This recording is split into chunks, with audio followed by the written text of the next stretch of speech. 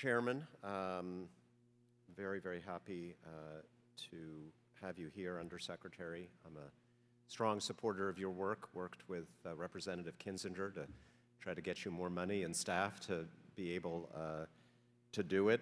So many issues that have already been covered that are important.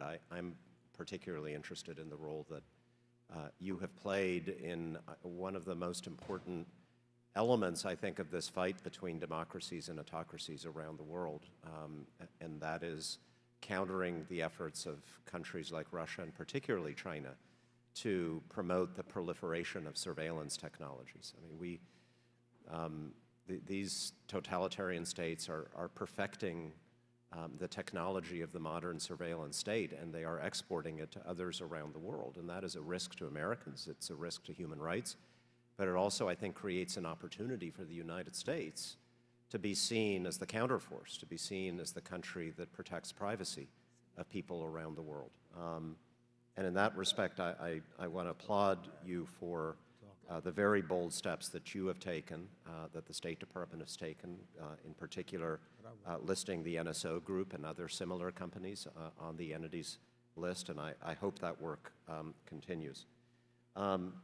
In the same vein, I want to address something I think is a gap in our current laws. You have the authority right now to prevent Americans and American companies from working with foreign military intelligence agencies in ways that might be counter to our interests. And you've used that authority, for example, to prohibit engagement with the Russian GRU, their military intelligence agency. But let me ask you if, say, an American PhD student were to go to Russia and contract with the FSB to invent some new hacking tools for them, and an American company were to contract with the Chinese police in Xinjiang province, where the Uyghur genocide is underway, to help upgrade, say, their IT system, would you have the authority to prevent that?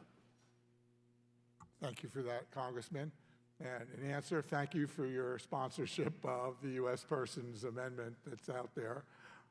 Should it not end up in the CHIPS bill, we'll work with you to get it in something else, because it's critical to cover that gap that you just explained. Well, thank you so much. So in other words, you don't have that authority right now. Do not have that right now. I'm waiting for a bill to pass. Okay, and I think it's sort of, I think most of us would be surprised to learn that you don't have that authority. So, and also a reminder that there's a lot of good stuff in the Competes Act that was bipartisan. There were some things my Republican colleagues opposed, but there were a number of things that I think we should continue to work on a bipartisan basis, and I know Representative McCall strongly agrees with that as well. I've also got a concern about, and we've talked a lot about China already at this hearing, about companies that, Chinese companies that have full access to our economy, companies like Alibaba, for example, that are listed on the U.S. stock exchange, and yet they are themselves major shareholders in companies that you have placed on the entities list, companies that are sanctioned by the United States, that do business with the Chinese military, and that right now, very important to note, do very significant business in Russia. And I wonder if you have any thoughts about what we can or should consider doing about companies in that category. Thank you for that, and I do.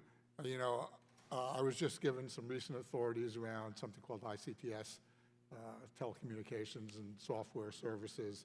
Things like Alibaba would fall into that line, other things, other companies as well. We have opened up investigations, and we have authorities around that. What I do need is, in my 23 budget, I've asked for manpower in order to really execute that mission, because right now I'm doing it with essentially borrowed manpower and some duct tape. Good. Well, duct tape, we're happy to appropriate funding for all of that and more. And it's a normal DoD use. good. They probably pay like $1 million for one duct tape. Anyway, we won't go there. I yield back. Thank you so much. Gentleman's time has expired.